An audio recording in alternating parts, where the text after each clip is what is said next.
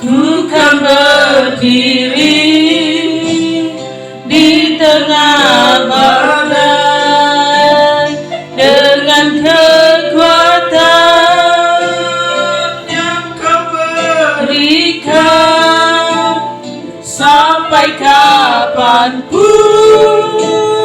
ku kan bertahan karena Yesus selalu menopang hidupku. Karena Yesus selalu menopang hidupku. Mari kita berdoa. Segala puji dan syukur Tuhan atas pagi hari ini karena kebaikan-Mu kami ada. Kami serahkan pada tangan Tuhan. Firman Tuhan hari ini jadi kekuatan yang baru. Di dalam nama Tuhan Yesus kami berdoa. Pada tangan Tuhan Allah yang hidup kami mengucap syukur. Amin. Shalom. Mari kita buka firman Tuhan Yakobus pasal 2 ayat 14 sampai 17. Mari saya undang untuk bangkit berdiri, kita baca firman Tuhan. Perikopnya, iman tanpa perbuatan pada hakikatnya adalah mati. Kita baca 3, 2, 1. Apakah gunanya, saudara-saudaraku, jika seorang mengatakan bahwa ia mempunyai iman, padahal ia tidak mempunyai perbuatan? Dapatkah iman itu menyelamatkan dia? Dan jika seorang saudara atau saudari tidak mempunyai pakaian dan kurangan makan sehari-hari, dan seorang dari antara kamu berkata, selamat jalan, kenakanlah kain panas, makanlah sampai kenyang, tetapi ia tidak memberikan kepadanya apa yang perlu bagi tubuhnya, apakah gunanya itu? Demikian juga halnya dengan iman. Jika iman itu tidak disertai dengan perbuatan, maka iman itu pada hakikatnya adalah mati. Silakan duduk. Firman Tuhan mengajarkan kita bahwa kita sebagai orang percaya Tuhan Yesus, maka kita memiliki iman yang kuat bahwa hidup kita dipegang di dalam tangan pengasihan Tuhan. Hidup kita diatur oleh Tuhan. Dan tangan Tuhanlah yang akan menenun hidup kita sehingga menguatkan iman kita. Tapi firman Tuhan juga katakan bahwa iman itu harus disertai dengan perbuatan atau bukti dari sikap kita, tingkah laku kita, itu bagian dari iman. Firman Tuhan berikan contoh pada kita bagaimana kita dalam hidup sehari-hari kita memiliki iman. Contohnya dalam hidup sehari-hari, jika ada yang kekurangan maupun pakaian ataupun makan sehari-hari, tidak salahkah kita berbagi berkat kepada mereka? Firman Tuhan katakan bukan hanya berkata bahwa ini makanlah tetapi tidak diberikan apa-apa, kuatlah tapi tidak ada diberikan penopang apa-apa. Firman Tuhan katakan apa yang kita punya kita berbagi kepada orang lain, itulah bentuk dari iman. Dan kita bersyukur kalau kita sudah melakukannya, maka kita harus mempertahankan. Karena iman tanpa perbuatan hakikatnya adalah mati, sia-sia. Jadi kenapa firman Tuhan katakan karena banyak orang kita percaya Tuhan, kita punya iman, tetapi kita tidak mau melakukan apa-apa. Yang penting Tuhan tahu katanya, tetapi tidak lakukan apa-apa. Bagaimanakah mungkin iman itu bisa kita wujudkan? Kita sendiri tidak melakukan apa-apa. Bagaimana mungkin kita berkata, saya mengasihi kamu, kalau kita buat baik aja sama orang? Enggak. Bagaimana mungkin bisa terjadi? Kita mengatakan bahwa saya mengasihi gereja Panji Keselamatan, tapi untuk pelayanan aja ogah-ogahan. Bagaimana mungkin itu bisa dikatakan mengasihi? Disitulah kita belajar, karena dari perbuatannya lah kita bisa melihat. Dari bukti janji setianya itulah kita bisa melihat. Taat dan setia, dua hal yang harus kita pegang dalam hidup ini. Belajar taat dan setia.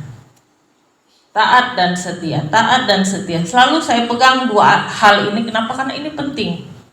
Kita melakukan apa-apa, kita belajar taat setia. Kita ibadah, belajar taat setia. Dalam rumah tangga pun ada ketaatan, ada setia. Kalau kita ego sendiri ya hancur. Makanya firman Tuhan katakan Kalau kita punya iman, perbuatan kita harus sesuai dengan iman kita. Kita berbagi pada sama karena kita punya iman bahwa kita diberkati. Maka kita bisa berbagi berkat. Sekalipun kita juga cukup makan saja. Disinilah kita belajar sebagai orang percaya Tuhan. Karena Tuhan tidak pernah mengajarkan kita hanya di mulut doang. Janji PHP, pemberi harapan palsu. Tuhan mengajarkan kita jadi orang yang jujur, yang takut Tuhan. Tuhan mengajarkan kita untuk taat dan setia, taat dan setia, taat dan setia. Ini dua hal yang bergandengan dan tidak bisa dipisahkan. Apalah artinya ketaatan tanpa kesetiaan? Atau apalah artinya setia tanpa ketaatan? Tentu tidak bisa dipisahkan. Ini saling bergandengan. Ini saling bekerja sama di dalam hidup kita. Oleh sebab itu, kalau kita mengatakan kita orang percaya Tuhan, tunjukkan kita punya iman. Mental kita, mental yang kuat. Iman kita harus kuat. Semakin tinggi pohon, ada yang mengatakan kena angin, kena hujan, dia semakin terayun-ayun, terombang-ambing.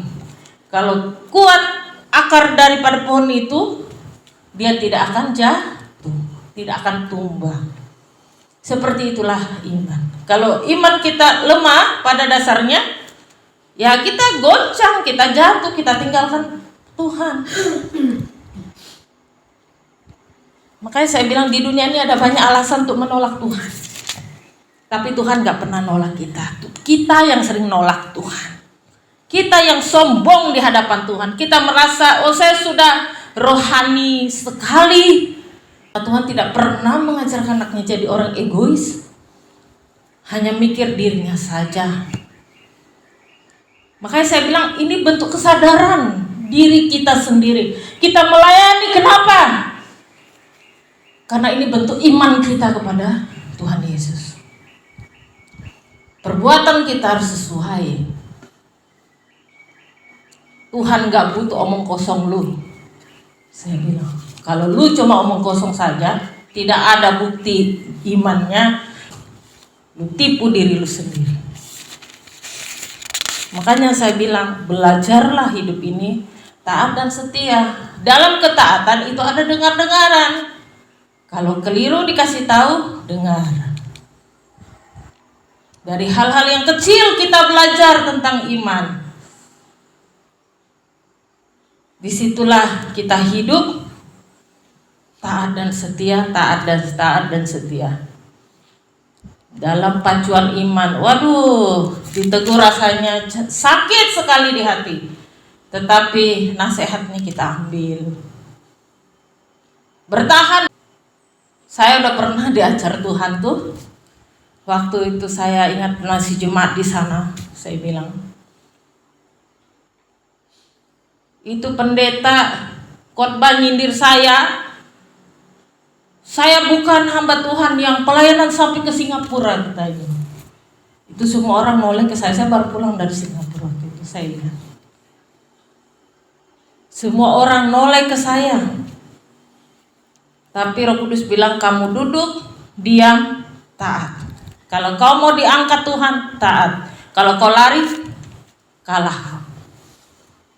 Harus duduk berjam-jam itu dengar khotbah itu.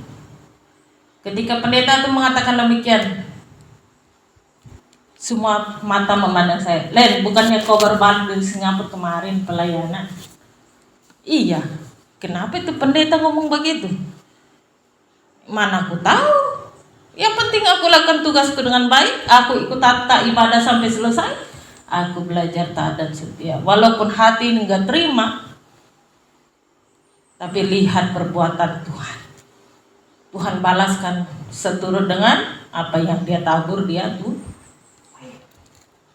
tidak main manja di hadapan Tuhan. Kalau kita baru ditegur aja udah lari, kabur, ketaatanmu belum teruji, kesetiaanmu belum terlihat. Anda harus baru baca buku, belum praktek kehidupan. Disitulah kita belajar melakukan tindakan sesuatu berdasarkan iman. Kenapa saya ibadah? Karena saya sadar diri, saya orang percaya Tuhan, saya harus ibadah. Maka kita tidak akan menolak ketika kita diajak berdoa. Kita tidak akan menolak ketika kita diajak ibadah oleh gereja kita, organisasi kita. Ada waktu kesempatan doa, maupun ibadah minggu, maupun mungkin ibadah Sabtu. Kita tidak akan menolak. Saya capek. Tuhan bilang, gue gak pernah capek loh. Darah gue tertetes buat lu, gue gak bilang capek, gue gak bilang sakit. Sekalipun itu menyakitkan. Bagaimana dengan kita? Disitulah kita belajar. Iman itu akan ada dampaknya melalui perbuatan kita. Dia akan selaras berjalan. Seperti roda yang berputar itu, tentunya roda yang berputar. Kalau dia nggak berputar, dinamonya nggak putar, itu nggak bisa jalan, saudara. Seperti itu juga hakikatnya perbuatan dengan iman. Makanya saya bilang, kalau saya punya iman, saya lakukan yang terbaik. Orang nggak suka saya lakukan yang terbaik. Karena saya punya iman pada Tuhan Yesus. Orang dunia memang bilang saya tolol dan goblok. Kalau mau aja sih bantu dia kan udah jahat sama lo. Tuh, orang dunia ngomong begitu loh. Saya bilang karena saya punya iman pada Tuhan Yesus. Itu yang buat saya kuat berdiri tegak sampai hari ini. Karena saya sudah dilatih Tuhan bertahun-tahun, saudara. Pelayanan gak mudah. Sebelum saya jadi gembala, saya udah dilatih Tuhan. Saya dipangkas, saya dihajar Tuhan. Bagaimana saya harus rendah hati, duduk diam, taat. Tidak mudah, air mata menangis di situ. Rasanya udah mau pulang duluan dari gereja. Tetapi karena kita punya iman, kita bertahan. Taat dan setia, taat dan setia. Makanya saya ingat kalau saya nangis, saya suka nyanyi, waktu Tuhan bukan waktu kita, jangan sesali keadaannya. Untuk semua ada waktu Tuhan, tetap setia mengandalkannya. Karena kalau saya mau lari, banyak alasan saya tidak ikut ibadah. Banyak alasan saya kerja, saya lakukan ini itu, saya bantu pelayanan gereja lain. Tapi gereja saya sendiri saya abaikan. Di manakah letak tanggung jawab saya? Di manakah letak saya memiliki iman pada Kristus di gereja ini? Kalau kita belum bisa, kita belajar taat dan setia. Apapun terjadi, taat dan setia, taat dan setia. Sama juga dalam rumah tangga, taat dan setia, sehingga menjauhi namanya perselingkuhan. Kalau nggak ada taat dan setia pada Tuhan, tidak ada tak setia dalam rumah tangga, sudah hancur. Banyak kunti-kunti di luar sana menunggu. Banyak kunta-kunta di luar sana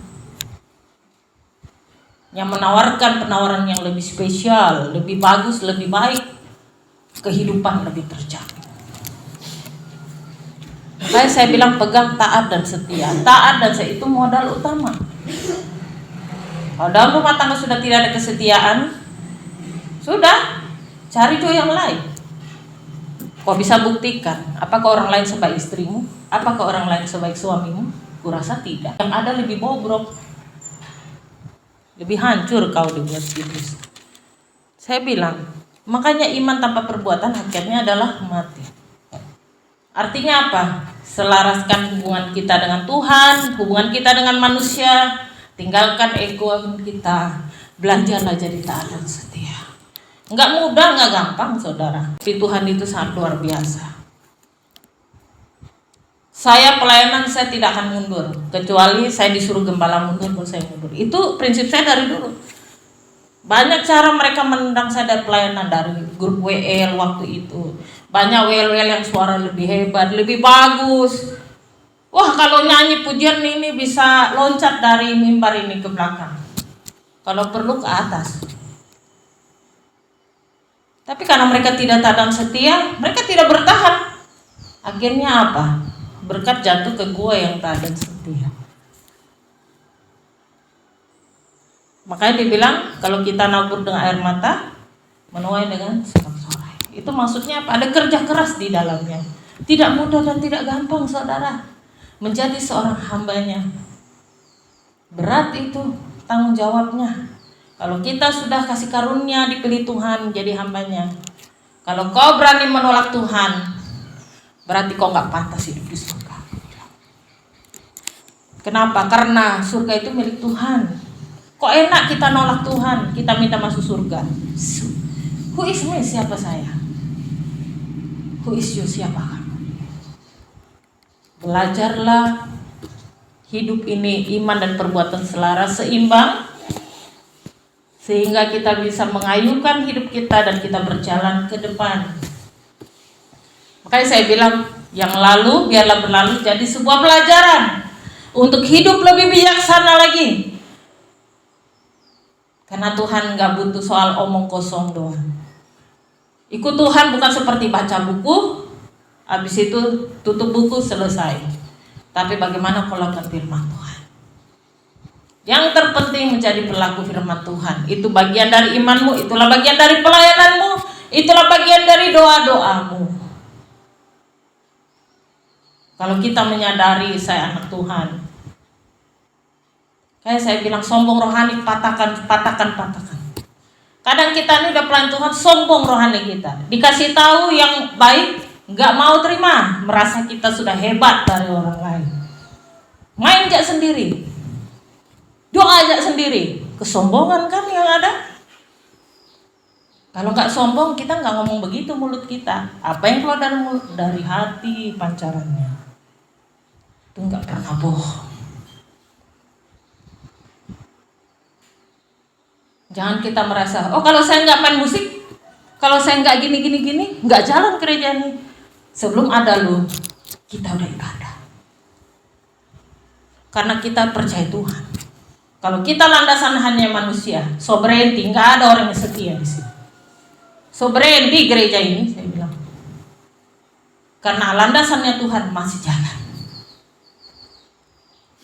Jangan kita sombong, oh kalau nggak ada saya WL, nggak bisa lah. Sebelum ada lu, gue udah pelayanan. Bukan baru gue di dunia pelayanan, gue harus melintang, gue udah banyak gue belajar. Untuk jadi pemimpin, belajar. Makanya saya bilang, waktu mengajarkan orang, kita ajarin, kita kasih tahu. Salah kita tegur. Itu makanya saya cerita yang pemusik di sana itu, kalau ditegur, oh ya gitu ya Bu ya, oh itu gitu ya Kak, ayo Kak kita mulai lagi, kita belajar lagi. Enak kita dengernya, seneng hati kita. Oh berarti orang ini mau berusaha, kita pun mau menghargai dia, apresiasi dia. Akhirnya lancar. Bahkan sampai masalah baju, ini nanti mau acara ini kita pakai apa? Saya bilang pakai batik ya, karena semua orang punya batik. Enggak usah beli-beli warna merah, kuning, hijau, biru, ungu, kelabu. Kalau kita nggak punya uang, kasihan. Apa kita minjem duit untuk beli baju gereja? Udah ada batik coklat, pakai aja coklat semua. Yang penting coklat, mau batik terserah. Yang penting di foto ada warnanya sama semua. Udah, temanya apa? Batik, batik. Kayak saya sudah terbiasa begitu. Saya nggak pernah paksa jemaat saya di sana untuk merah harus beli warna merah. Kalau saya nggak punya uang bagaimana? Makan nasi aja susah. Bagaimana saya mau beli baju warna merah? Karena ekonomi.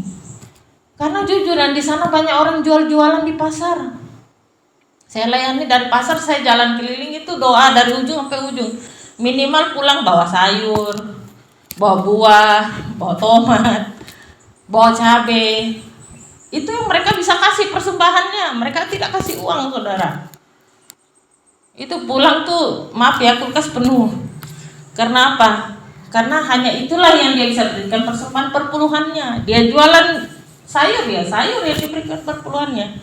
Kita membantu harus menerima. Kita nggak minta lebih kok, tapi kita minta dia kasih waktu. Ayo doa. Ya puji Tuhan, ada aja berkatnya, ada aja berkatnya. Kita bukan hanya nerima, saya jadi pendeta bukan cuma nerima, kita supporter juga kepada penjual-penjual pada jemaat kita. Sampai dia bisa berdiri, baru kita lepas, kita ajar dia perpuluhan tiap bulan, persembahan dan sebagainya. Jangan lupa hari Minggu ibadah. Ya puji Tuhan yang melakukan taat dan setia. Ya puji Tuhan, ada aja berkat datang ke dia. Sampai dia bilang, dulu saya makan susah. Begitu saya udah mulai ikut taat dan setia, saya nggak pernah susah makan. Dia pergi kemanapun orang murah hati kasih dia makan. Saya nggak perlu khawatir anak saya mau merantau kemana, saya nggak khawatir. Saya punya luar biasa loh. Kita tumbuhkan imannya. Taat dan setia bisa bertahan, diberkati. Firman Tuhan kita belajar punya iman, itu butuh pembuktian. Pembuktiannya apa? Ketaatan kita, kesetiaan kita. Taatlah kita kalau ibadah di gereja ini, taatlah kita kalau pelayanan di gereja ini. Yang Tuhan mau kau kerjakan, kau tabur dengan air mata, kau tuai dengan sorot. Berarti ada kerja keras di dalamnya. Kita nggak boleh malas. Saya bilang, apa yang kita bisa lakukan, kita lakukan. Kita lakukan yang terbaik. Walaupun orang masih menyela kita, terserah dia. Orang mau ngomong apa, terserah dia. Yang penting saya lakukan untuk Tuhan. Karena saya punya iman. Modal saya iman pada Tuhan. Itulah saya bilang, belajarlah kita hidup dalam Tuhan, taat dan setia, taat dan setia, taat dan setia.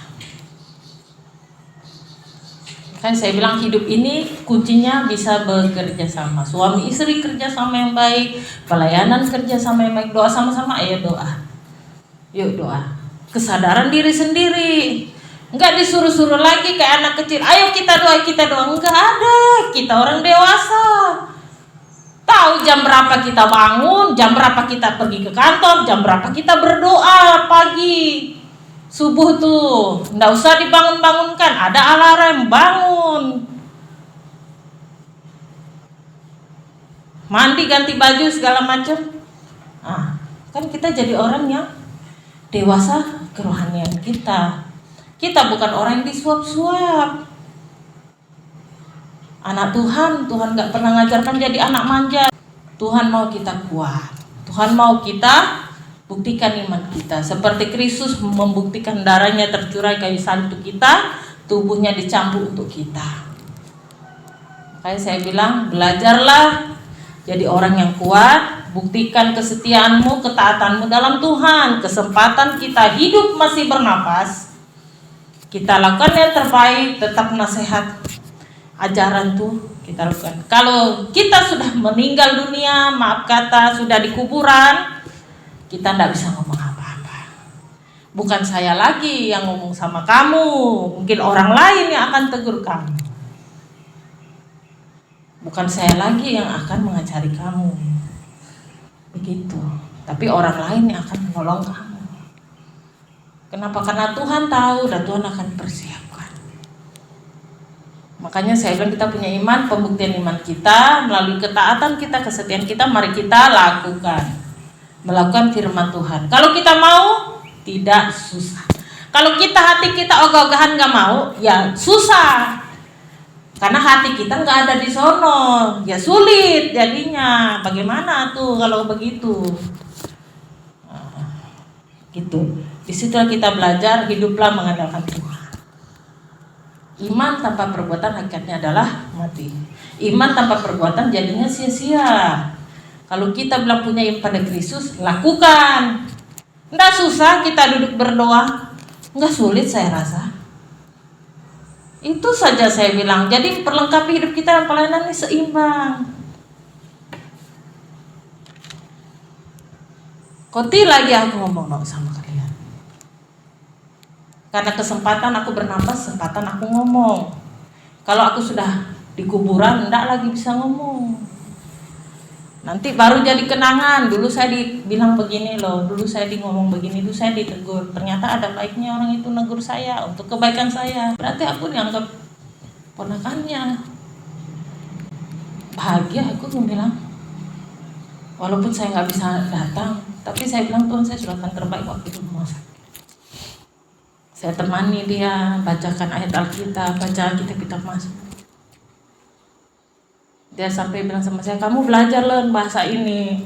Nanti kalau kamu ketemu orang ini, kamu ngerti. Kalau orang jelekin lu, tahu. Walaupun nggak bisa jawab. Hebat. Dalam hati kok banyak ceramah ini ya. Aku bilang dalam hati. Tapi aku duduk terima. Dia bilang, dan aku nggak kuat lagi, aku mau pulang. Tolong bilang aku mau pulang. Ya kita doa aja supaya kita bisa cepat pulang dari rumah sakit ini. Aku bilang. Saya dengar, mungkin itulah dalam hatinya ya, dia nggak bisa cerita ke orang, tapi ada waktu dia cerita. Wah, saya bilang luar biasa, saya bilang, memang Tuhan tuh baik. Disitulah baru kita bisa memahami hati orang. Tuh saya bilang. Maka dia pesan saya, ya dia bilang tetaplah kalian tuh doa, walaupun kalian tuh banyak. Dia bilang, aku jujur lah, dia bilang aku doa di gereja itu sampai aku dapat penglihatan, aku lihat Tuhan Yesus turun dengan murid-muridnya 12 orang. Aku sampai luar biasa, aku aja belum pernah ngelihat murid Tuhan Yesus 12 orang, cuma lihat di TV. Dia sudah lihat gitu. Karena apa? Karena dia duduk betul-betul dia cari Tuhan. Dia di bawah salib itu dia doa. Waktu itu dia cari Tuhan. Dia sampai dapat penglihatan luar biasa loh, saya bilang. Itu kebaikan Tuhan. Itu saya ingat, betul saya ingat. Pesan-pesan itu saya terima dalam hati saya. Oh gitu. Wah, ini kalau udah banyak pesan-pesan nih, aku tahu nih mau cepat pulang ini. Ya kan? Aku bilang udah, kita doa. Itulah saya bilang, ada aja ada cerita inilah, cerita itulah. Terus saya bilang itulah kenangan saya. Kalau kita masih ada kesempatan bernapas, kita dinasehati, terima. Orangnya udah pergi, terima. Kemarin si Pika ngechat, ya tuh berduka cita ya, mohon maaf nggak bisa kasih apa-apa. Iya nggak apa-apa Pika, dia bilang, karena dia ingat pernah jadi tanda tangan. Waktu itu jadi saksi nikahnya mereka Pika di sini. Nah, itu mesti diingat orang loh kebaikannya. Itu kan saya bilang luar biasa, Tuhan tuh baik. Kita anugerah Tuhan bisa layani Tuhan di gereja ini, anugerah Tuhan kita bisa main musik, kita bisa pelayanan WL, khotbah, anugerah Tuhan kita bisa ibadah. Jangan sia-siakan, karena ada waktunya nanti semua akan selesai. Kalau kita nggak bernapas lagi, kita nggak bisa lakukan. Kita nggak bisa buktikan apa-apa, tinggal kita tanggung jawabkan di hadapan Tuhan. Sudahkah betul kau melayani dengan hati atau melayani dengan bersungguh-sungguh? Tanggung jawabnya di sana. Mari kita berdoa.